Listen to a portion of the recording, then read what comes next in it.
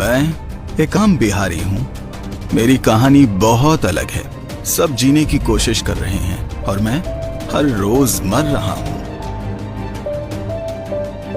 बहुत सारी मुसीबतें झेली, आपदाएं झेली, लेकिन कभी टूटा नहीं था। लेकिन अब हिम्मत जवाब देने लगी है। अभी कुछ समय की ही बात है। पहले हर तरफ कोरोना डायन फैली, फिर नौकरी गई। कुछ दिन किसी तरह से पेट भरा तो घर पहुंचने की जद्दोजहद चली।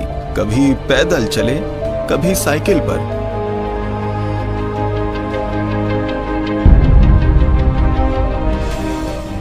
फिर मिली ट्रक की सवारी, क्योंकि मेरी सरकार को मुझसे मतलब नहीं था और मेरा घर पहुंचना भी मेरे नसीब में नहीं था।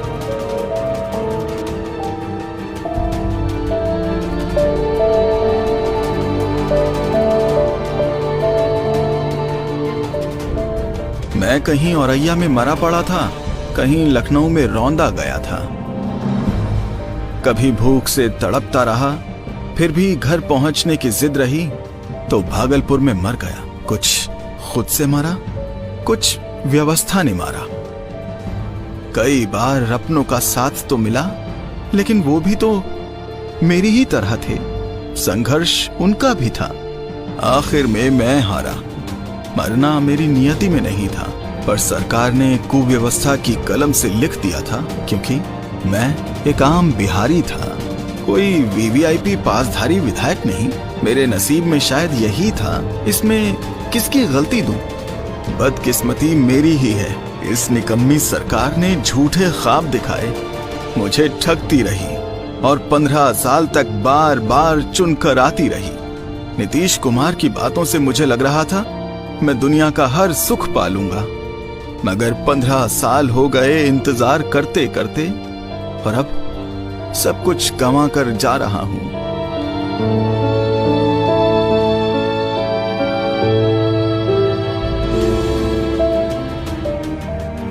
बदकिस्मती को सुधारने का मौका मिला तो मेरे साथी लाएंगे बदलाव। मेरे साथ तो मेरा ये दुख जा रहा है। जो सरकार मैंने चुनी थी, उसकी अनदेखी की वजह से मुझे मेरी मिट्टी भी नसीब नहीं हुई। कई बार सड़कों पर ही सूख गया खून मेरा। कहने को बहुत कुछ है, फिर कहूंगा कुछ और। अभी तो बस इतनी सी है मेरी कहानी, जिसे सुनकर सत्ता में बैठा कोई इंसान शायद ही दुखी होगा। ना सरकार पसीजेगी, ना प्रशासन जागेगा, ना कोई शोर होगा, ना हमें बचाने का कोई जोर होगा।